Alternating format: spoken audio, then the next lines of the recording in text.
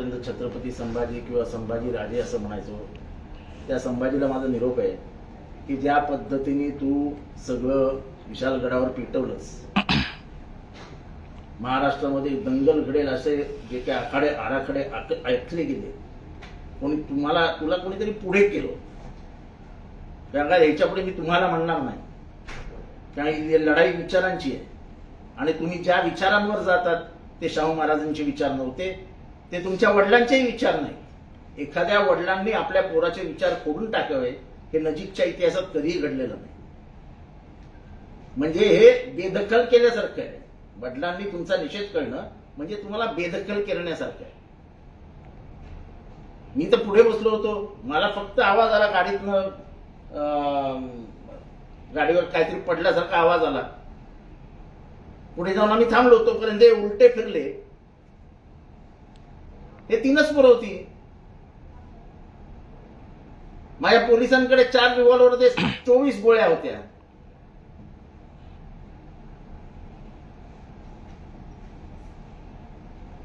चार पोलीस होते.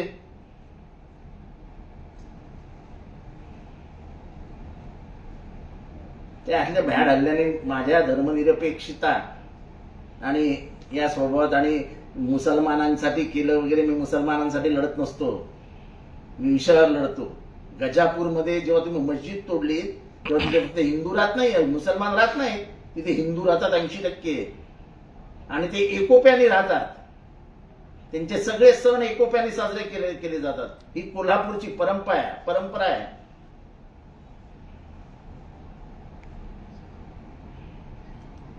कोल्हापूरमधले मस्जिदीच्या बाहेर, एका मस्जिदीच्या बाहेर, पौराणिक मस्जिदीच्या बाहेर गणपतीचा हे मूर्ती आहे. ही सामाजिक एकता शाहू महाराजांनी जपली होती. ती सामाजिक एकता खरं तर या घराण्याने जपायला पाहिजे होती. या कोणाचा तरी बोलका भावला म्हणून हा बोलला आणि झालं, सगळी परिस्थिती हातात गेली.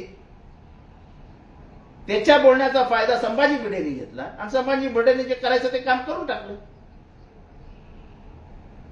आणि त्यांना वाटत असेल गाडीवर मला दगड मारला म्हणून मी त्यांच्या विरोधात बोलणार नाही, तर आता मी अजून त्वेषाने तीव्रतेने बोलू. मी आजपर्यंत तरी आहोजाहो करायचो.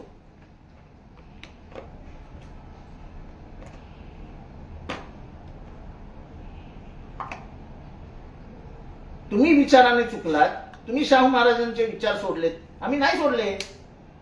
तुम्ही रक्ताचे वारसदार आहात, आम्ही वैचारिक वारसदार आहोत. स्वतःच्या वडिलांनी तुम्हाला बेदखल करून टाकलं, स्वतःच्या वडिलांनी तुमचा निषेध केला. खरं राजकारण त्याच्या मागचं हे आहे की तुमच्या मनामध्ये आग आहे, जळतंय तुम्हाला की तुमचे वडील खासदार झाले, तुम्हाला खासदारकीचं तिकीट हवं होतं.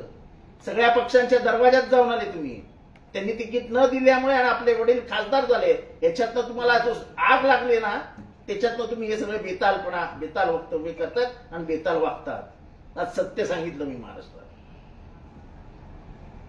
हा हल्ला जो आहे तो तुमच्यावर नसून सर्वसामान्यांवरती हल्ला आहे. शरद पवार, चंद्र पवार यांच्या गटावरती जो हल्ला आहे, राष्ट्रवादीवरती हल्ला आहे. यापुढे कुठेतरी आता नाही, मला हे असं माझ्यावर हल्ला म्हणजे राष्ट्रवादीवर आहे असं मला काही वाटत नाही.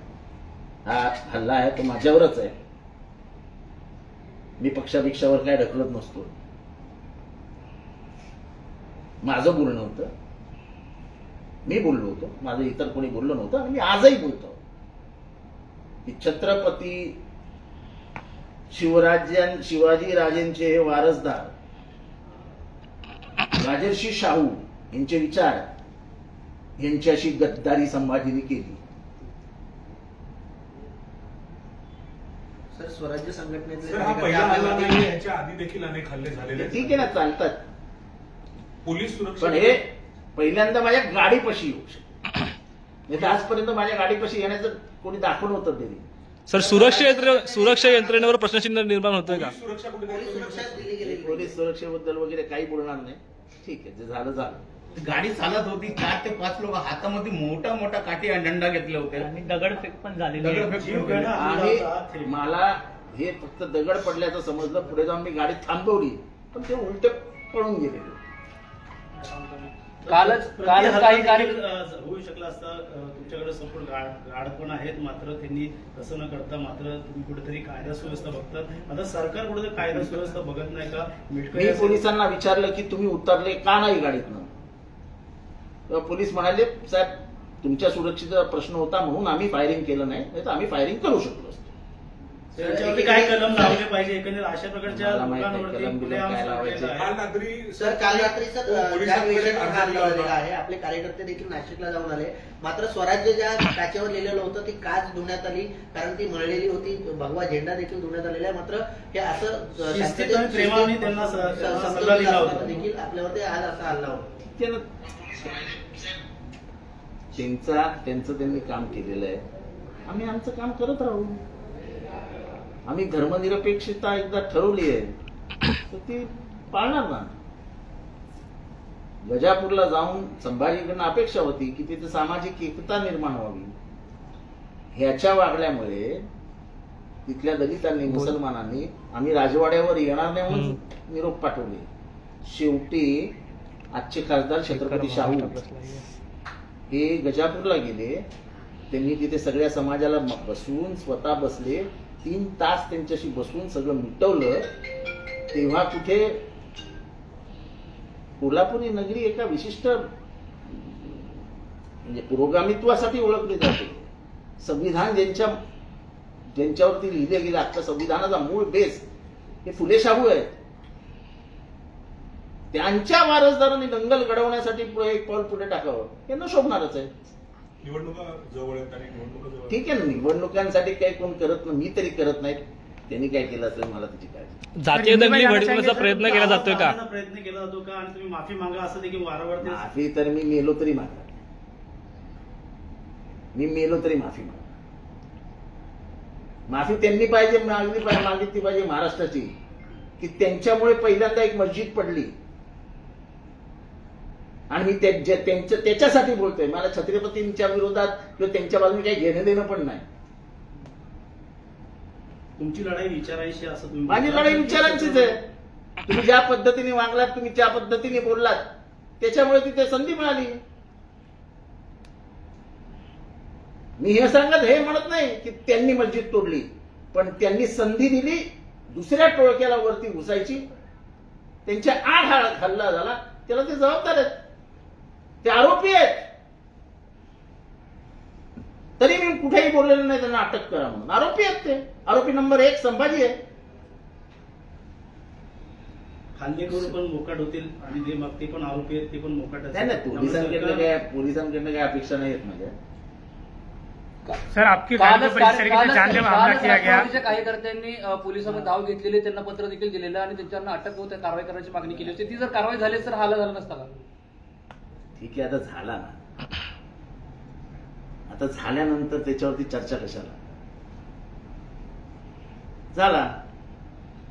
सर, पोलीस सुरक्षा वाढली पाहिजे असं वाटतं. चे अजिबात नाही. त्यांच्याबरोबर तक्रार देणार आहे. गृह खात्याशी मी अजिबात माझी कोणाविरुद्ध ही तक्रार नाही. मी तक्रार करणार नाही. मी काहीही करणार नाही. सर हिंदी में जानना चाहेंगे जिस तरीके से आपके गाड़ी के ऊपर हमला किया गया. सर, संघटनेचं म्हणणं आहे जितेंद्र आव्हाड हे पळकुटे असं त्यांनी म्हटलं, मात्र तुम्ही ठाम होते अजूनही तुमच्या निर्णयावर. तुम्ही गाडीवर थांबले. हल्ला ते असं काय करता असं ते गांडूळ मुसलमानांना मुंबऱ्याचा पाकिस्तान करणार वगैरे हे असलं बोलून काय होत नाही.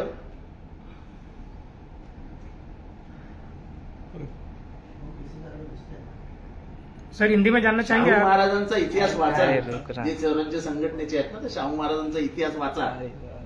त्यांनी मुस्लिम बोर्डिंग कसं तयार केलं, त्यांनी मराठा बोर्डिंग कसं तयार केलं, कशा जाती धर्मासाठी शाळा उघडल्या, हे सगळं वाचा.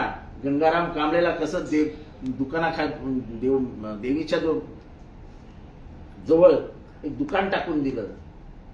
आणि जेव्हा दुकानात कोणी येत नाही म्हटल्यावर गंगाराम कांबळेला विचारलं, तुझ्या दुकानात कोणी येत नाही म्हणाल्यावर म्हणाले, सकाळी मीच येऊन बसेन तुझ्या इथे, म्हणजे सगळी भेटायला येते. शाहू महाराजांचा वारसा जपायला पाहिजे ना. जर तो वारसा जपणार नसतील, त्याच्या विरोधात वागणार असेल तर आम्ही त्यांच्या विरोधात आहोत, जाहीररित्या सांगतो.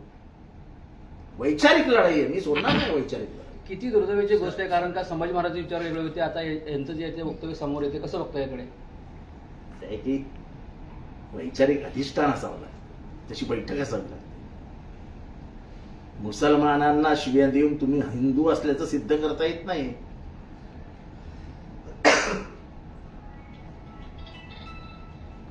सर ज्या प्रकारे राष्ट्रवादीमध्ये उभी फूट अरे पडली त्यानंतर तुम्ही एकमेव जे आहेत ते सत्ताधाऱ्यांवरती बोलताना पाहायला मिळते. जाणीवपूर्वक तुमच्यावरती अशा प्रकारचे हल्ले घडवून आणतात का याच्या मागे किंवा राजकीय- राजकीय हेतू काही आहे का असं वाटतंय? असला तरी असेल, नसला तर नसेल, मी काही धर्मनिरपेक्षते सेक्युलरिझम मध्ये कॉम्प्रोमाइज करणार नाही. जी माझी विचारधारा आहे फुले शाहू आंबेडकर याच्यामध्ये कुठेही तडजोड होणार नाही. शिव शाहू फुले आंबेडकर ही नावं घेऊन आम्ही दररोज जगतो, मरतो. तर मरतानाही हीच नावं असतील, काही फरक पडत नाही. सर हिंदी में जानना चाहेंगे जिस तरीके से आपके गाड़ी के ऊपर जो है हमला किया गया. त्यांचं नाव होतं. या प्रकरणामध्ये सुद्धा तेच वारंवार असे दंगली घडवले जातात. त्या देखील आपण सांगितलं होतं की येत्या काळात अजून दंगली होण्याच्या शक्यता कसं बघताय की हे तर आहेच त्यांचा प्लॅन. आता प्लॅन आहेच त्यांचा. महाराष्ट्रात वातावरण निर्माण केलं जाते का दंगलीच्या संदर्भात जाती विरोधाची कुठे ठोस आहे काय असं? तर त्यांचं बळ वाढलं जातंय. एकंदरीत पाहायला गेलं तर वारंवार हल्ले करून विशाळ महाराष्ट्राचं वातावरण कुठेतरी दूषित केलं जाते. महाराष्ट्राचं वातावरण दूषित व्हावं, जाती जातीमध्ये तेढ निर्माण व्हावा, धर्माधर्मामध्ये तेढ निर्माण व्हावा, म्हणजे आपल्याला मतं मिळतील. लोकसभेच्या पराभवानंतर असं आहे की मुसलमानांनी मतं नाही दिली. सर्वात मोठा फटका इथला पुरोगामी मराठी माणूस आहे, त्यांनी दिला तुम्हाला फटका. अभ्यास केला, 31 जागा तुम्ही हरलात, त्याच्यातल्या 4 जागा फक्त मुसलमानांचं नाव घेऊ शकता तुम्ही. 27 जागांवर काय झालं? कोणी हरवलं तुम्हाला? आणि असं नाही की 3 आणि 4 हजारांनी आणले. तुमचे सुधीर मुनगंटीवार 2.25 लाखाने हरले हो.